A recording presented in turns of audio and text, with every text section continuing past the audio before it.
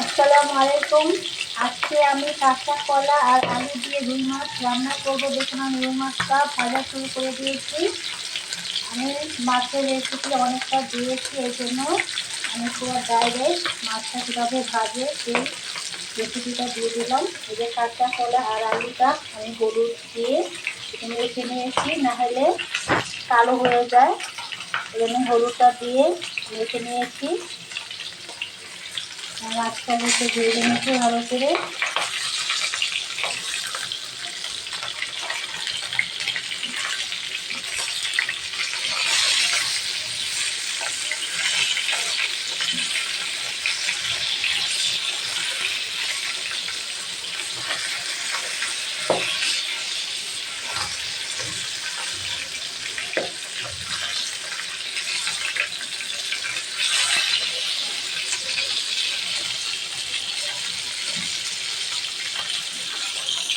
আমার মাছটা ভাজা হয়ে গেছে, এখন এটাকে আমি নামিয়ে নেব। দেখুন আমি মাছটা নামিয়ে নিয়েছি। এখন ওই তেলে আমি পেঁয়াজের কুচিটা দিয়ে দিচ্ছি। আমি আধা কাপের মতন পেঁয়াজ দিয়েছি।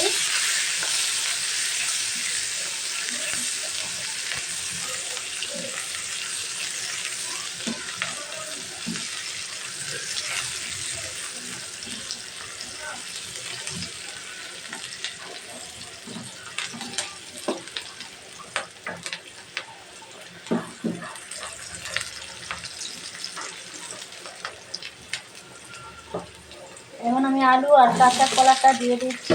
এটাকে আমি একটু ভেজে নেব।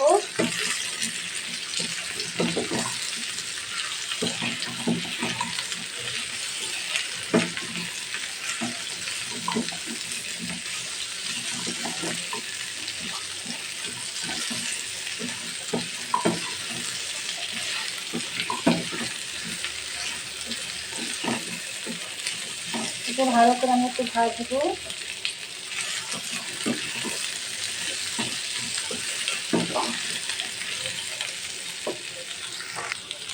আমার কলার আলুটা ভাজা হয়ে গেছে। এখন আমি আদা রসুনের পেস্টটা দিয়ে দিচ্ছি।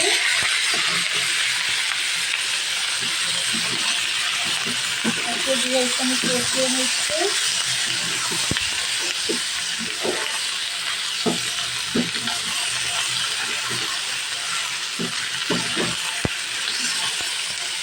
এখন শুকনো উপকরণগুলো দিয়ে দিচ্ছি এবং মরিচের গুঁড়া দিয়ে দিচ্ছি প্রায় 1 চামচের মতন। জিরে গুঁড়া দিচ্ছি 1 চামচ। একটু হালকা ধনে গুঁড়া দিয়ে দিচ্ছি আর হালকা একটু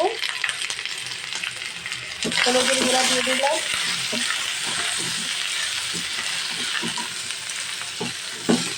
এটাকে এখন ভালো করে একটু কষিয়ে নিতে হবে। কত সুন্দর কালার আসছে দেখুন। আমি সবার শেষে লবণটা দিয়ে দিব। এখন আমি পানি দিয়ে দিচ্ছি।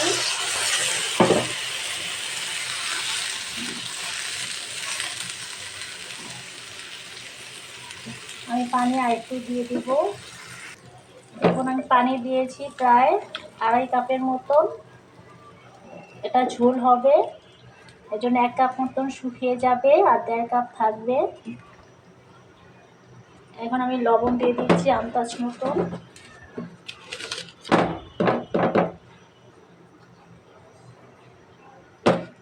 আমি প্রায় 1.5 চামচের মতন লবণ দিয়ে দিলাম।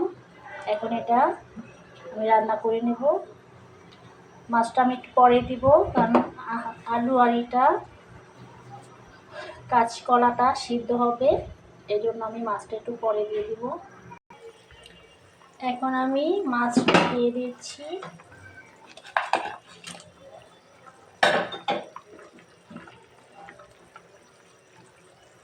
আমার কলাটা দেখুন কত নরম আর সিদ্ধ হয়ে গেছে, এই জন্যই আমি মাছটা পরে দিয়েছি।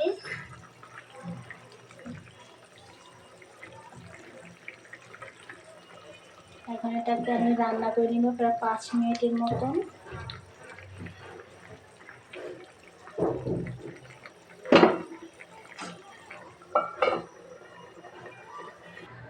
দেখুন আমার রান্নাটা হয়ে গেছে, আমি নামিয়ে দেখিয়ে দিলাম।